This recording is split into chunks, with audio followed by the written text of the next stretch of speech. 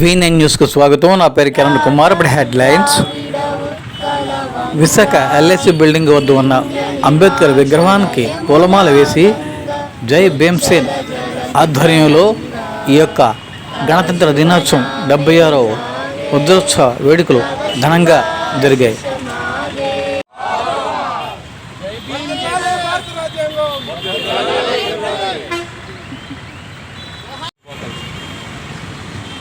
ఇచ్చేసిన ప్రతి ఒక్కరికి కూడా పేరు పేరున నా జైలు.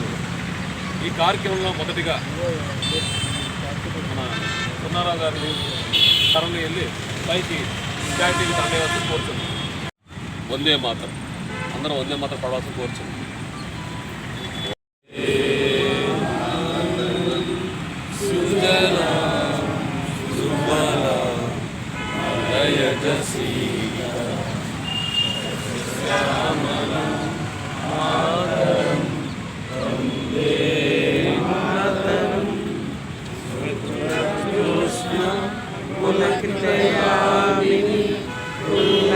సుమిత సుమగల శోభిని సువాసిని సుమధురవాసిని. త్యాగాల్ని మనం గుర్తు చేసుకోవడం కోసమని మనం ఆ రోజు ఆ కార్యక్రమాన్ని జరిపిస్తున్నాం. సో ఆ స్వతంత్రం అనేది మన పూర్వీకుల కష్టాలే కాకుండా ఒక కొత్త దేశం ఏర్పడిందనే ఉద్దేశంతో మనం అందరం దేశభక్తితోనూ ఎంతో ఆవేశంతోనూ ఎంతో భక్తితోనూ ఆ రోజు జరుపుకుంటున్నాం. కానీ ఈ స్వతంత్ర భారతదేశాన్ని పరిపాలించాలంటే కొన్ని రూల్స్ కావాలి. ఆ రూల్స్ ఎలా కావాలి? ఈ తప్పు చేస్తే, లేదంటే ఇది ఎలా పరిపాలించాలి, ఈ సూపరింటెండెంట్ ఆఫ్ పోలీస్, లేదంటే ఈ జడ్జి గారు, లేదంటే కమిషనర్ ఈ రూల్స్ ఇలా వాళ్ళ యొక్క విధులు కానీ వాళ్ళ యొక్క బాధ్యతలు కానీ ఇవన్నీ తెలిపాలంటే కొన్ని రూల్స్ పుస్తకం కావాలి. కాబట్టి ఆ రోజు రాజ్యాంగ పరిషత్ అనేది బాబాసాహెబ్ అంబేద్కర్ గారిని ముసాదా కమిటీ చైర్మన్గా వేసి ఒక రాజ్యాంగాన్ని రాయమని చెప్పారు. ఆ 299 మెంబర్స్ 2 సంవత్సరాల 11 నెలల 18 రోజులు కష్టపడి 165 రోజులు వాళ్ళ దాని మీద చర్చించి అంబేద్కర్ రాయగానే రాజ్యాంగాన్ని ఎవరు ఒప్పుకోలేదు. ఈ 299 మెంబర్స్ 165 days 11 సెషన్స్ కూర్చొని దాని మీద డిస్కస్ చేసి 7,465 సవరణలు ప్రతిపాదిస్తే బాబాసాహెబ్ 2,473 సవరణలని అమెండ్మెంట్ చేశాడు ఆ యొక్క రాజ్యాంగంలో. చేసి ఫైనల్గా 395 ఆర్టికల్స్లో నవంబర్ 26, 1949 ఆ రాజ్యాంగాన్ని ఈ రాజ్యాంగ పరిషత్ యాక్సెప్ట్ చేసింది. ఆ యాక్సెప్ట్ చేసినటువంటి రాజ్యాంగం మీద 284 మెంబర్స్ ఎవరైతే ఉన్నారో సభ్యులు వాళ్ళ సంతకం పెట్టారు. ఆ రాజ్యాంగాన్ని 1950లో జనవరి 26న అది ఫోర్స్ అండ్ ఎనాక్ట్ అంటారంటే అది అమల్లోకి వచ్చింది. దాన్నే మనందరం గణతంత్ర దినోత్సవం లేదా రిపబ్లిక్ డే అంటున్నాం. ఆ రోజు కాబట్టి మనం ఈ రిపబ్లిక్ డేని ఇక్కడ అంబేద్కర్ గారి సన్నిధిలో జరుపుకుంటున్నాం. ఇప్పటికి 75 సంవత్సరాలు కంప్లీట్ అయింది రిపబ్లిక్ వచ్చి మనకి. ఇది 76వ రిపబ్లిక్ డే. సో ఈ 75 సంవత్సరాలు మనం చెప్పుకుంటే భారతదేశం బాగా డెవలప్ అయింది, కానీ ఫుల్గా డెవలప్ అవ్వలేదు. బాగా డెవలప్ అయింది కానీ ఫుల్గా డెవలప్ అవ్వలేదు. ఎందుకు ఫుల్గా డెవలప్ అయిందంటే ఇతర దేశాల్లో 2-3 రాజకీయ పార్టీలు ఉంటాయి, కానీ మన దేశంలో నెంబర్ ఆఫ్ పొలిటికల్ పార్టీస్ ఉన్నాయి. ఇన్ని పొలిటికల్ పార్టీస్ ఉండడం వల్ల వాళ్ళ యొక్క లాలోజీల వల్ల వాళ్ళ యొక్క అవసరాలను బట్టి వీళ్ళు భారతదేశాన్ని ఫుల్గా డెవలప్ చేయకుండా చూస్తున్నారు.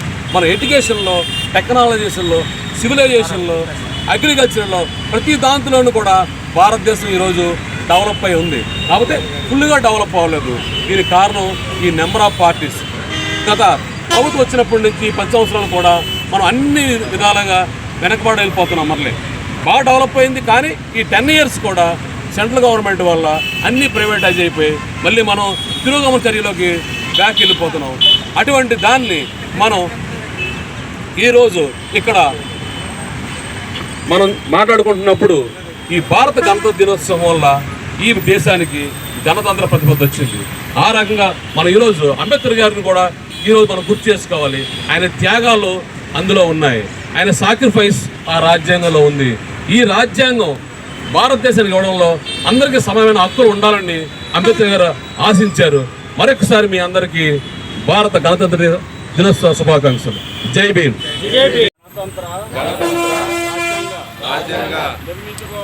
నిర్మించుకోవడానికి ఆలోచన, భావ ప్రకటన, విశ్వాసం, వ్యక్తి గౌరవాన్ని, జాతీయ సమైక్యతను సంరక్షిస్తూ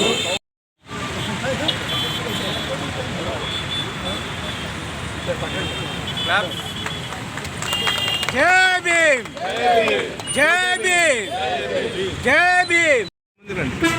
బ్యాక్ పోస్టింగ్కి వచ్చిన మీ అందరికీ నా జై భీములు.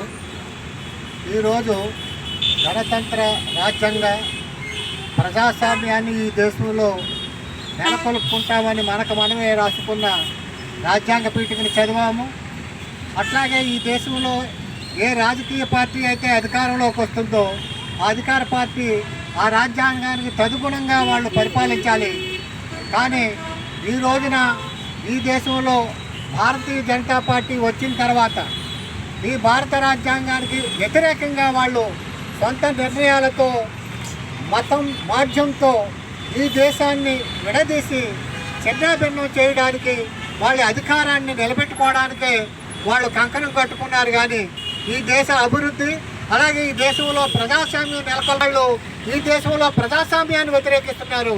ప్రజాస్వామ్యం అంటే ఈ దేశంలో ఉన్న ప్రతి మనిషికి సమాన హక్కులు సమాన హోదా ఉండాలనేది ఈ భారత రాజ్యాంగం యొక్క మౌలిక సూత్రం అయితే దానికి తద్విరుద్ధంగా మతాన్ని ముసుగేసుకొని ఈ దేశంలో మనుషుల మధ్య వ్యత్యాసాలను పెంచి ఈ సమానత్వాన్ని లేకుండా వాళ్ళ అధికారాన్ని నిలుపుకోవడానికే భారతీయ జనతా పార్టీ వత్తాసు పలికి అదాని అంబానీల్ని పైకెత్తుతూ వాళ్ళు ఒక్క 10 సంవత్సరాల్లోనే వాళ్ళు 1,00,000 కోట్లకి అధిపతులైతే ఈ దేశంలో ప్రజలంతా కూడా మరింత అడుగుకి వెళ్ళిపోతారు. అంటే ఈ దేశంలో ప్రజాస్వామ్యాన్ని కాపాడుకోవడం అంటే ప్రతి మనిషికి సమానత్వం సమభావం ఉండాలని ఈ దేశ ప్రజలందరికీ ఒక పిలుపునివ్వడం అని సన్నిధిలో ఈ గణతంత్ర జెండాని 3 రంగుల జెండాని ఎగరవేయడం. ఎందుకంటే భారత రాజ్యాంగాన్ని రక్షించుకోవడం ద్వారానే ఈ దేశాన్ని అభివృద్ధి చేసి ఈ భారత ప్రజలను రక్షించుకుంటామని చెబుతూ ఈనాడు భీమసేన వారు ప్రతిజ్ఞ పూనింది. 76వ గణతంత్ర వేడుకలకు ఇచ్చేసిన మీ అందరికీ మనస్ఫూర్తిగా అభినందనలు.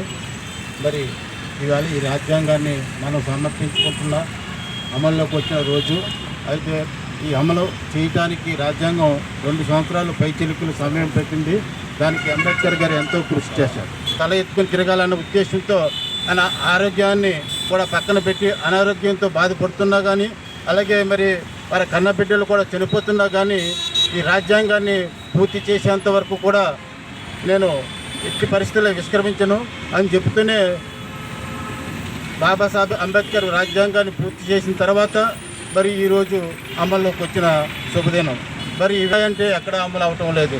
ఏ పార్టీ కేంద్రంలో కానీ రాష్ట్రాల్లో కానీ అధికారంలోకి వస్తే వారి యొక్క ఆలోచనలనే అమలు చేస్తున్నారు తప్ప గణతంత్ర శుభాకాంక్షలు తెలియజేస్తున్నాం.